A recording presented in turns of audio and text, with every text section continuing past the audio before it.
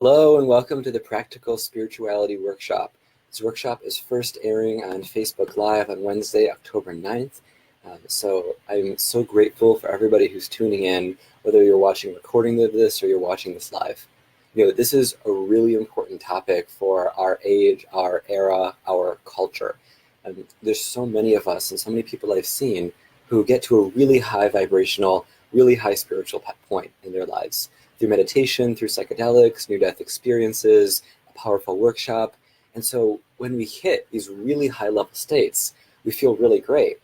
We feel love, compassion, connection, maybe have some magic or mystical things come up. But then when we go back out in the world and have to integrate, not everybody is as kind. Not everybody is as tuned in. We have to focus every day, get things done, pay bills, take care of our bodies, be grounded, use our left brains, and just be in this world in its political state, in its geological state, in its professional state. So how do we merge the two? How do we really, really make significant impact in the material world while bringing in our higher level spiritual stuff? So that's what this workshop is all about. And if you see the description as I posted right for the Facebook Live or for the Eventbrite description, you'll see it covers a lot of different topics. So the course of this workshop is I'll be sharing some general background info, why I feel this stuff is valuable for you, for the world as a whole, for your path, your journey, your profession. And I'll be going down through that list of topics that I posted in the description. If at any time you have a question, post that question as soon as it comes to mind so you're not just thinking about it. And I promise I'll do my best to address it and integrate it with things as they're going now. So generally, after that initial introduction, what does practical spirituality mean? Let's really define it. Well, it means being fully true and authentic to yourself while as highly functional in the Western material mainstream world or any other part of the world, if you live in a hut or a cave, that it can apply there too, without getting lost, without struggling, without feeling like these two worlds are incompatible. And when you can do that, when you can connect and merge both of these worlds, you have a sense of inner peace. You have a sense of harmony, of flow, of things just working out and working well together. You can pray, you could do energy work, you can channel, you can connect deeply with spirit, you can tune into the earth, you can use synchronicity, you can meditate however, as often as you would like, and you can be as zen or as woo-woo as feels aligned to you. But if you set a goal to double your income, a goal to build a business, to get a degree, to make an impact in the world, like clean up half the ocean's plastic through the efforts of yourself or an organization you're supporting, some significant cause or goal, to be able to break those down into yearly goals, quarterly goals, monthly goals, weekly goals, to-dos, getting through those to-dos, and not being torn by your feelings or, oh, this isn't in flow. Because the value and beauty of spiritual flow is we can do what feels right and aligned and streamlined in each moment as we're intuitively aligned. But if we're not at that higher vibrational state, it's very easy to confuse that with being ruled by our feelings or our right brain. So being grounded, having our left brain online, being practical in this world, whether you're of it or not of it, will help you build everything that you want to build, will help you achieve all the goals you want to achieve, because you're not discarding all the progress we've made as a human race. You're not discarding great strategic ways to set goals like the SMART goal system and many others. You're not discarding things like figuring out how to make it, how to show up, how to be present, how to be of service, how to stay in alignment and in love and enjoy, even if you aren't super in love with your job, your career, for example, and how to stay so aligned that you can build your dream career, your dream business, your dream source of income or replacement for income if you want to live outside that system. And you can get aligned in such a way that the results don't matter from a spiritual surrender acceptance standpoint, but you're going to do everything you can to get those results while integrating your practices. And the key to this is how effective are you and how efficient are you?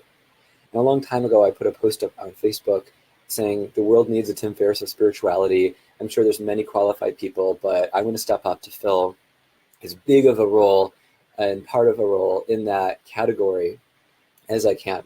Not just continuously doing research, experimentation, interviewing people, creating content like this video and my book, Magic is Real, and my wizard school and my site, Magical Golden Age, and stuff I post on Instagram and just the whole world of things, but really help raise our bar, help raise our standards. So if you want to get to a certain state of consciousness efficiently, there's a lot of methods out there. So Finder's Course, for example, by a friend and mentor, Jeffrey Martin, is a really, really excellent protocol with a ton of research, data, and statistics that you have a set of meditations that you rotate through. You meditate for a significant period of time. It takes biometrics and neurology measures with neurofeedback and your skin response and your heart rate, all these things. A lot of subjective information, like how well you're doing, how happy you feel. And it helps you ideally get in a state where you are out of emotional reactivity, where you can choose to feel love and blissed out, whether that means you're in the world or meditating on your own. But really, you've popped out of the reactive story mode of life. Now, I'm grossly simplifying something where there's an entire book about it called The Finders and a whole course and curriculum that's constantly updated. But that's an example of something that goes in the spiritual arena. How do we feel good and feel in inner peace and be aligned and not be pulled by influences and projections and other stories and all this stuff in the world that can trigger people who don't do a lot of inner work, or even if we do, we can get more triggered. But having something rigorous and scientific and spiritual at the same time to take you to that place where you want to go. And fitting in that 2 to 3 hours a day for that load up period, and then afterwards a maintenance period like an hour a day. And if you think about it, if you think about being practical, left brain grounded, achievement oriented, and spiritual with whatever that means to you, whatever tradition or lack of tradition or structure, framework, or maps that you have, then an hour a day isn't a really huge amount of time. Think about what you spend for your body and caring for your body, eating, exercising, resting, beyond sleeping, and even sleeping. There's more efficient ways to sleep. There's more efficient ways of taking in energy or chi or prana from the world. And for the people who choose it, exploring a breatharian path. And just a note on that for credibility and disclaimers, if I mention anything in this workshop or others that you feel skeptical, unsure about, or curious about, I have a lot of references for all this stuff. I don't just say something because I think it's a cool idea, or I read an article, or I saw a YouTube video that turned out to be, fake photography. Breatharianism is a legit thing. And my mentor in that, Ray Maor, has taught workshops around the world to help people get in tune with how to be nourished by chi. And some people just experience a shift away from emotional eating, who take that type of training. Others take it all the way. There's been a lot of documentation, a lot of science, a lot of medical observation of people who said they lived off source, prana, the all, God, universe, whatever, and didn't need to eat. And a lot of that science supports it. There's actually a really neat documentary called Let There Be Light, which is extremely well done and very award-winning by another friend of mine. So if you think about the practical value of the spiritual path, and oh my gosh, I have to invest an hour in practices. I knew I had to do that, but gosh, if it's a requirement, it makes it less fun, right? Well, that's about mindset.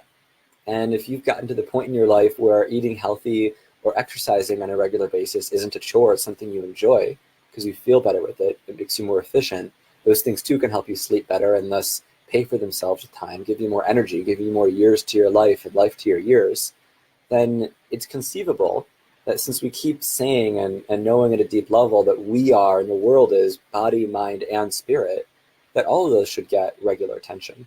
All of those should get regular research, regular adding to our knowledge, regular experiences, regular upgrades. So if you think your ideal spiritual day and your ideal practices are 4 to 5 hours, mantras, meditation, music, devotional work, prayer, forgiveness exercises, self-healing exercises, learning about different modalities, learning about the science, learning about the traditions, learning about crystals, doing experiments to see if they work, traveling to take workshops, that's 13 things, right? And trying to fit a little bit of those in every day with workshops who have homework and practices is not possible for most of us. Now, I myself do about 3 hours a day, but I built up to that, and it pays for itself. I used to need 8.5 hours of sleep. I do great now waking up before my alarm on 5.5. That's consistent, that's generally without caffeine. And so the time I've invested in myself, whether you call it spiritual or very sophisticated, advanced material science, it doesn't really matter at the end of the day. What matters is the results you get